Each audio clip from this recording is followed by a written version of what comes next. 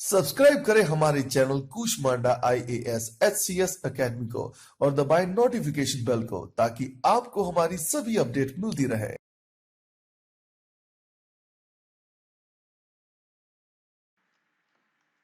Hello students, welcome to Kushmanda Academy. और आज मैं आपसे बात करने वाला हूं Haryana civil services pension rule 2016 पर कुछ इंपॉर्टेंट क्वेश्चन जो आपसे पूछे जा सकते हैं और बताऊंगा किस तरीके से सवाल बनाए जाते हैं। तो चलिए शुरू करते हैं और ये वीडियो आपके लिए काफ़ी हेल्पफुल रहेगी। एक सवाल आपका सेक्शंस के ऊपर आ सकता है क्योंकि जो ये रूल्स दिए हुए हैं तो उसमें कौन कौन से सेक्शन है। जो इसका सेक्शन 4 है तो पूछ सकते हैं। कई बार क्या होता है ना, कुछ स्टेटमेंट दिया होता है, पूछ लेते हैं कि इस पर ये कौन से सेक्शन से जुड़ा हुआ है या किस आर्टिकल से जुड़ा हुआ है।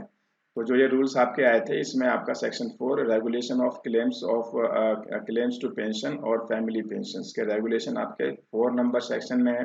मेरी बात आप समझ रहे होंगे। तो आपको यहाँ पर वो ABCD करके जो है ऑप्शन दे सकते हैं कि 4 5 6 7 को किस में आता है, या कोई और नंबर भी दिए हो सकते हैं। तो ये आपको याद करने पड़ेंगे।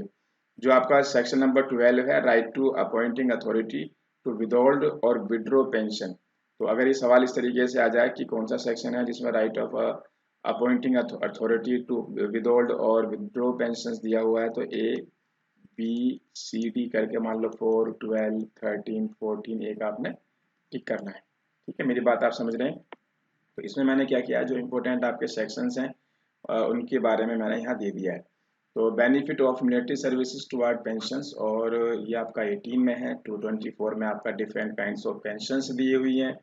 और 24 में आपका अभी बता चुका हूँ। 25 में ग्रांट ऑफ कंपनसेशन पेंशन है। 26 में ग्रांट ऑफ इनवैलिड पेंशन है। 27 में ग्रांट ऑफ रिटायरिंग पेंशन है। 28 में ग्रांट ऑफ सुपरन्यूशन पेंशन है। 29 में ग्रांट ऑफ कंपेशनेट अलाउंसेज हैं। तो ये याद करने पड़ेंगे आपने। तो सारे मैंने नहीं दिए हैं, जो इम्पोर्टेंट है वो मैं लेकर आया हूँ।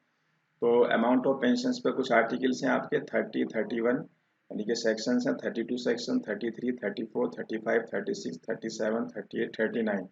तो ये सब आपने याद करने होंगे। ठीक है, सब आपने याद करने होंगे। तो इसमें क्या है, एक तो मैच द फॉलोइंग सवाल आ सकता है, और इनकरेक्ट और करेक्ट टाइप के क्वेश्चंस पूछे जा सकते हैं, और 4 ऑप्शन वाले क्वेश्चन भी पूछे जा सकते हैं, स्टेटमेंट वाले भी आ सकते हैं।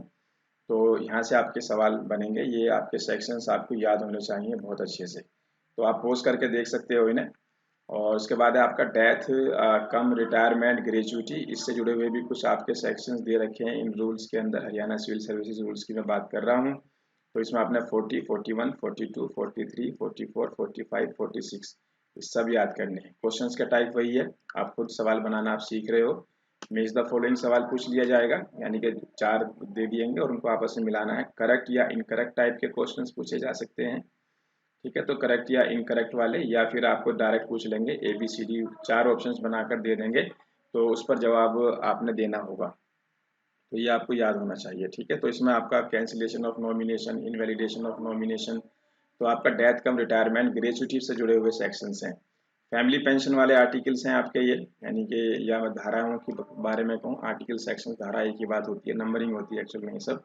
तो यहाँ पर अगर आप देख पा रहे हो तो 47 48 49 50 51 52 53 54 55 56 57 58 59 60 61 62 63 64 65 और 66। तो ये आपके जो हैं फैमिली पेंशन से जुड़ी हुई आपके अलग अलग क्लोजेज हैं। और जिससे कि आपका है determination of family pension, admissibility of family pension, और काफ़ी चीज़ें हैं। फैमिली पेंशन डिसेबल्ड चिल्ड्रन, ठीक है, और family pension to twin children, तो family pension to minor child. तो कौन कौन से आर्टिकल हैं और इस लॉ के अकॉर्डिंग या कौन सी धाराएं हैं, वो आपको याद होनी चाहिए। डायरेक्ट क्वेश्चन आपके एग्जाम में पूछा जा सकता है। और कुछ डेफिनेशंस पे भी सवाल आपसे पूछे जा सकते हैं। तो जैसे आपका बॉय सर्विस का मतलब क्या होता है, और कम्यूटेशन ऑफ पेंशन का मतलब क्या होता है, कंपेशनेट का मतलब, कंपेशनेट फाइनल असिस्टेंस को क्या कहते हैं, ये सब मैंने यहाँ डिफाइन किया हुआ है। ठीक है, कंपेंसेशन पेंशन से क्या मतलब होता है, डियरनेस रिलीफ से क्या मतलब होता है, ठीक है, डेथ कम रिटायरमेंट ग्रेजुइटी से क्या मतलब होता है। तो ये कुछ इंपॉर्टेंट डेफिनेशंस हैं इन रूल से जुड़ी हुई। तो ये भी आपको याद होना चाहिए। 2 तरीके से सवाल पूछा जाएगा इसमें, या तो ये पूरा इनके डेफिनेशन दी होगी, पूछ लेंगे ABCD करके कि बताइए कि इनमें से कौन सा है, कि बॉय सर्विस है या कम्यूटेशन ऑफ पेंशन है या क्या है। ठीक है, मेरी बात आप समझ रहे होंगे। या फिर जो है ये टर्म दिया होगा, इस टर्म को वो की डेफिनेशन 4 ऑप्शन में दी होगी, एक आपने टिक करनी है।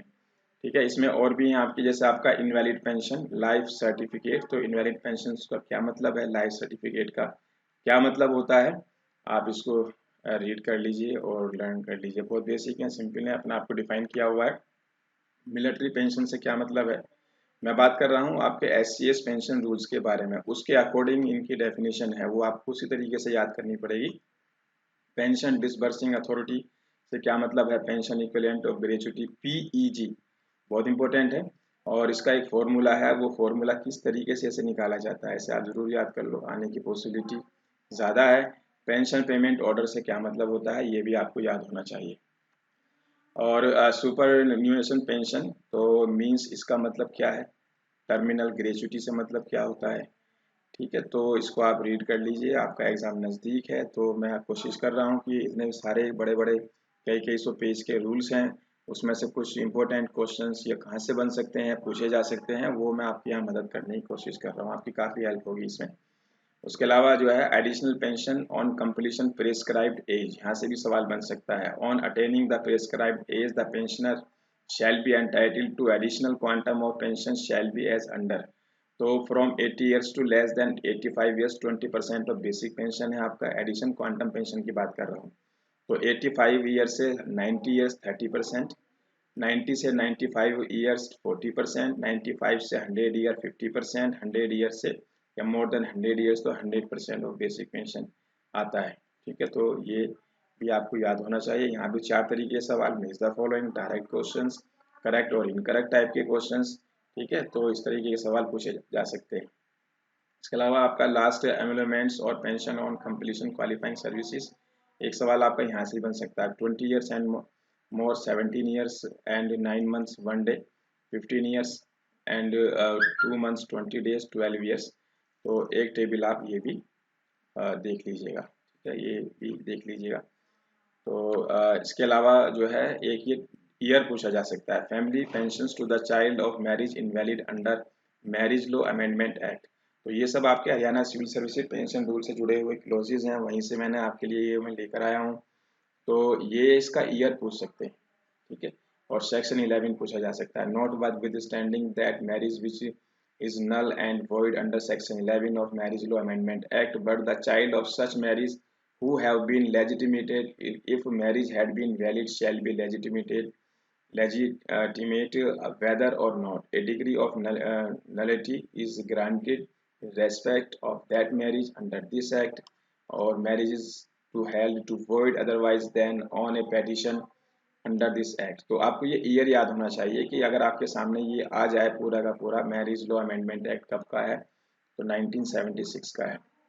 फैमिली पेंशंस टू मदर और father to deceased government employee और पेंशनर। तो where is the family pension is payable to the dependent parents in the first instance it shall be payable to mother and on her becoming ineligible it shall be payable to father up to the date of death of ineligibility or whichever is earlier where dependent parents are living separately the family pension shall be paid to them in equal share। ठीक है, बहुत important है, question यहाँ से भी आपके लिए पूछा जा सकता है। Authorisation of pension and family pensions, तो principal amount general accounts of Haryana shall communicate the authorisations of pension family pensions to. तो ऑथराइजेशन किसका है, district treasury officer in whose jurisdiction the payment of pension family pensions to be made or pension sanctioning authority the pensioner or family pensioner as the case may be।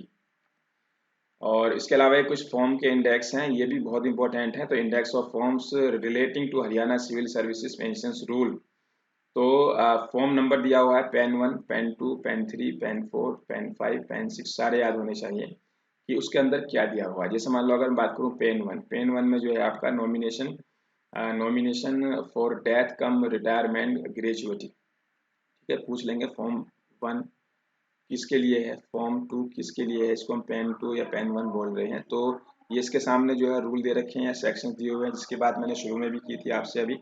तो pen 8, pen 9, pen 10, pen 11, pen 12, pen 13, pen 14, pen 15, 16, 17 और इसके आगे ये आप देख रहे हो कि ये लेटर्स किस लिए, ठीक है, कहाँ पर हमें किस चीज़ के लिए कौन से फॉर्म की ज़रूरत पड़ेगी, बहुत इंपॉर्टेंट है, तो पक्का याद होना चाहिए। तो ये आपके कुछ इंपॉर्टेंट थे आपके Haryana civil services pension rules को लेकर।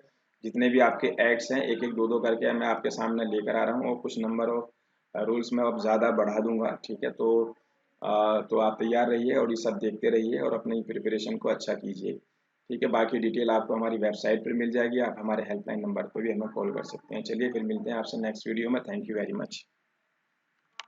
हमारी टेस्ट सीरीज़, स्टडी मटेरियल या स्पेशल क्लासरूम कोर्स के लिए विज़िट करें हमारी वेबसाइट kushmanda.com पर या हमारे हेल्पलाइन नंबरों पर भी कॉल करके आप सारी डिटेल पता कर सकते हैं। So wait for our next video.